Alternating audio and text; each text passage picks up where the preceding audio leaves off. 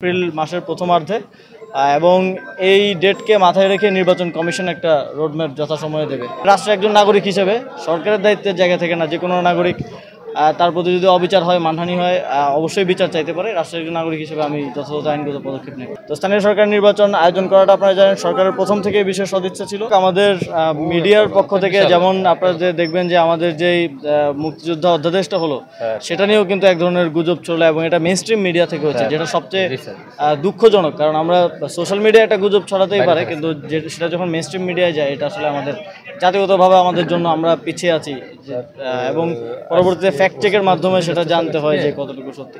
তো এখানে অনেকেই রাজনৈতিক উদ্দেশ্যপ্রণোদিতভাবে এটা করে থাকেন এবং আপনারা দেখেছেন যে আমার পরিবারের মানহানি করা হয়েছে। একটা ভুয়া চাঁদপুরের একটা ঘটনাকে আমার বাড়ির ঘটনা বলে চালিয়ে দেওয়া হয়েছে এবং আমার বাবার মানহানি করা হয়েছে। সেখানে আমরা তথ্য মন্ত্রণালয়ের সাথে কথা বলছি এবং এই বিষয়ে আমরা এগুলো ডকুমেন্টেশন করে রাখছি যে আসলে কোন কোন মিডিয়ায় এই ধরনের নিউজগুলোকে ছড়ানো হয়েছে উদ্দেশ্যপ্রণোদিতভাবে এবং মিসলিডিং শিরোনাম দেওয়া হয়েছে, থাম্বনেল দেওয়া হয়েছে।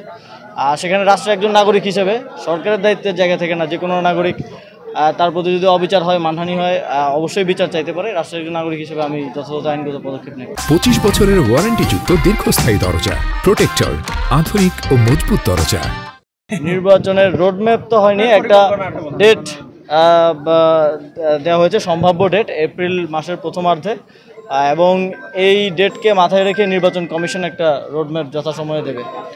স্থানীয় সরকার এখন তো ওই রাজনৈতিক দলগুলোর থেকে যে কনসার্নটা ছিল স্থানীয় সরকার নির্বাচন হলে সংসদ নির্বাচন পিছিয়ে যেতে পারে, এখন তো আর সেই সম্ভাবনাটা নেই, যেহেতু আমাদের মাননীয় প্রধান উপদেষ্টা তিনি একটা সময় নির্ধারিত করে দিয়েছেন এবং আপনারা জানেন যে জনগণের আসলে যেই সেবাগুলো স্থানীয় সরকার থেকে পায়, অধিকাংশ সেবাই স্থানীয় সরকারের মাধ্যমে পেয়ে থাকে, সেগুলো বিঘ্নিত হচ্ছে দীর্ঘদিন ধরে এবং এটা আমাদের একটা কনসার্ন। আমরা অনেক জনকল্যাণমূলক কাজ করার চেষ্টা করছি, কিন্তু যে দৈনন্দিন সেবাগুলো দেওয়ার কথা সেগুলো দিতে পারছি না, কারণ স্থানীয় জনপ্রতিনিধি নেই।